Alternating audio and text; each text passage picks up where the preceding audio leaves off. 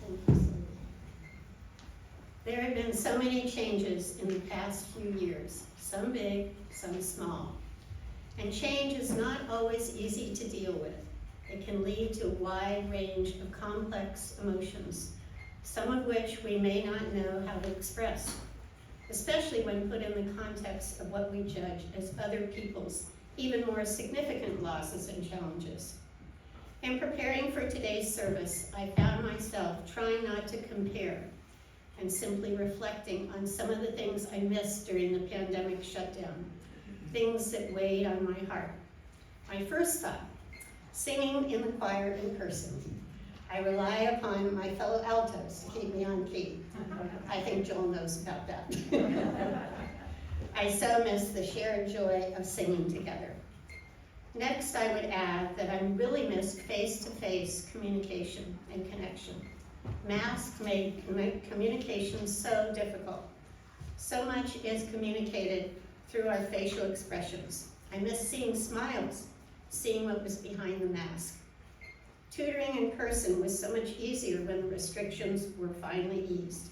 And I noticed the tutoree that I had all of a sudden grew a few feet, so I can relate to what Sylvie said. My daughter mentioned touch when I asked her what she missed. That, of course, includes glorious hugs, but also simple humanizing handshakes. It was hard to have to approach beloved friends and family with such caution, wondering if there would be terrible consequences to an inadvertent touch. I missed normal activities and routines, like attending lectures and plays, going out to eat, experiencing myself as physically part of a large social network. As someone who's used to freedom and being active, it was hard to stay put. My horse saw a lot of miles, those of you who know me. Mostly, I miss visiting my elderly relatives back east. One such relative was my half-sister, who recently died. I was so looking forward to seeing her.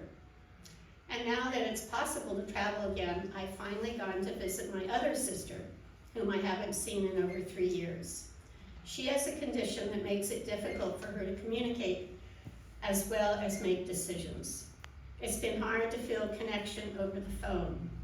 I've had to put energy into guessing what she's trying to say, and may well frequently have missed the mark. Fortunately, through my visit, I was better able to ascertain what she was trying to say. And some of the dynamics of our communication were still present. She was still my sister. Also, walking and talking, as we commented on the East Coast change of colors, really helped. I can't imagine what it must be like for her, and for her to feel isolated and lonely and not able to communicate in familiar ways. Fortunately, the best part of last week when I saw my sister was a walk down memory lane as we pored over old photos. She was appreciative of all the help I was able to give. So those are some of the things I grieve personally. But I'm also aware of other things having to do with the environment, with women's rights, and with democracy itself.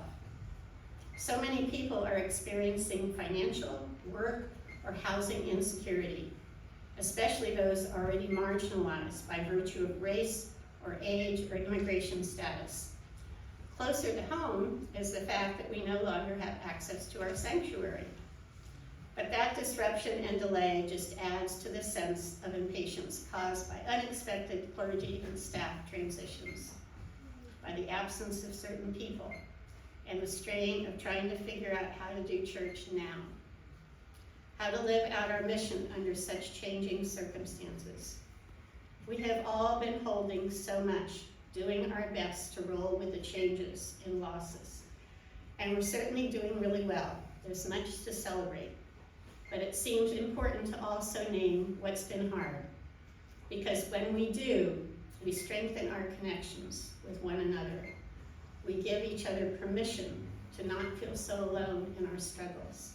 And we discover new ways to support each other.